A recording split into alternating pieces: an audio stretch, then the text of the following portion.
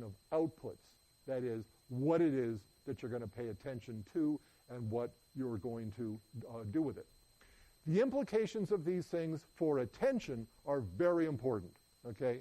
Because whereas the filter theories, the early selection theories, argued that attention was required for complex semantic analyses, these late selection theories allowed even complex semantic analyses to be performed pre-attentively, and attention having to do occurring later in the system. Okay, that's what a late selection theory looks like. I don't want to focus on it now, but here is a direct comparison of these early and late selection theories of attention.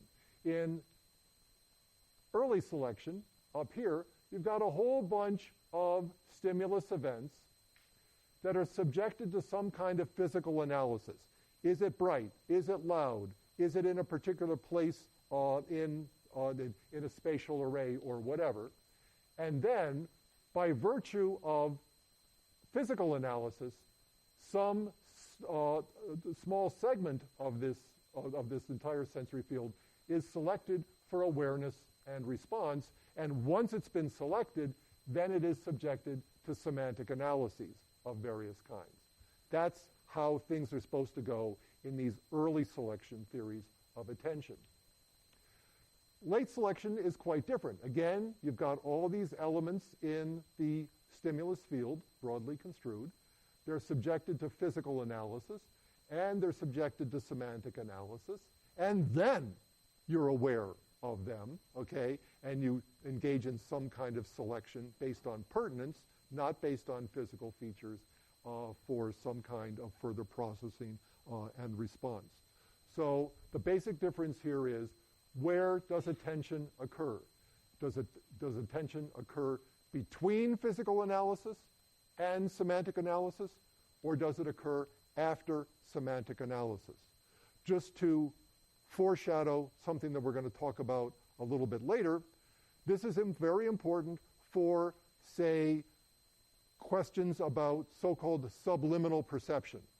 The question of whether we can actually perceive, analyze some stimulus event that is below the threshold for conscious awareness. Okay? Now, early selection theories say, yeah, you can do some of that, perhaps, but the processing of a subliminal stimulus is going to be confined to the physical features of that stimulus. Late selection theories, which allow semantic analysis to occur pre-attentively, are going to allow semantic analysis to occur with respect to a subliminal stimulus. So this is not just, theories for the sake of theories here. These two theories make very important competing predictions about what you can observe under some kinds of experimental circumstances.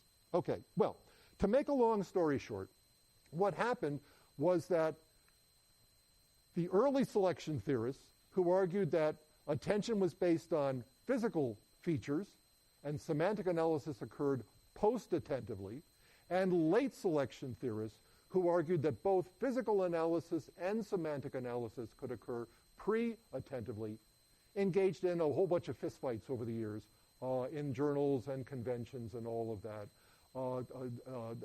nagging at each other's data. Somebody would throw up a piece of data and say, look, I've just shown semantic analysis, and then these guys would say, no, there's something wrong with this experiment, and they'd point out that even in the Moray experiments, subjects were only distracted by their own names on about 6% of trials, which, if you think about it, that's the dirty secret in that experiment. Now, even 1% is more than the filter theory allowed, but you could say, it was just 6%. Mostly it doesn't happen at all, so we can ignore it. Yeah.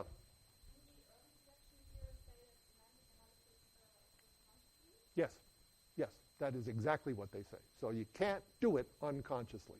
Okay, that's exactly what. So this went back and forth and back and forth and back and forth, and then what happened is that this never got resolved. This debate is still in the literature today, But what happened was that a whole new approach to theory, to attention came along. Basically, what's known as the capacity theory of attention, which was largely the product of early work by Daniel Kahneman, who was also here at Berkeley for many years, and who, as you all know, I think, won the Nobel Prize for economics for his work in behavioral economics. This is work that Kahneman did before he was famous. It's really, really, really good work, but and has had a lot of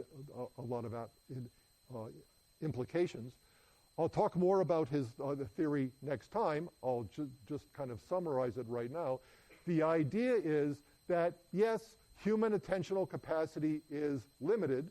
The amount of cognitive resources that we can devote to something is limited. But the general idea here is that Kahneman first posited the distinction between automatic and controlled processes. Automatic processes don't require attention. Controlled processes do require attention. Automatic processes are, for all intents and purposes, unconscious. Controlled processes are, for all intents and purposes, conscious.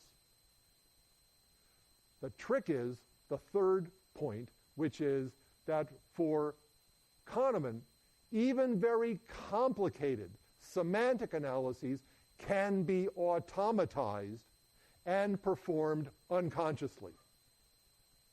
Okay? So physical analyses are easily automatized and are always performed unconsciously, or almost always performed unconsciously. Semantic analyses, usually complicated and difficult, but with practice, with routine, they can also become automatized. And it is by virtue of automatic semantic analysis that we can get semantic analysis of pre-attentive, in pre-attentive processing.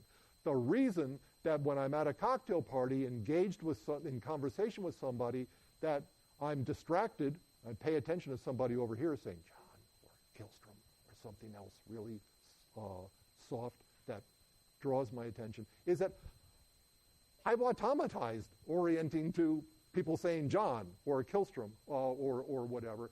That's a kind of processing I do automatically and unconsciously. Okay? So what Kahneman did, to make a long story short, was to say that pre-attentive processing could include physical analyses of the stimulus, but they could also include semantic analyses of a stimulus, provided that the analysis had been automatized. I'll give you examples of automatization next time, and we'll talk about what we mean by an automatic process. Thank you very much. Have a good weekend. We'll see you on Monday.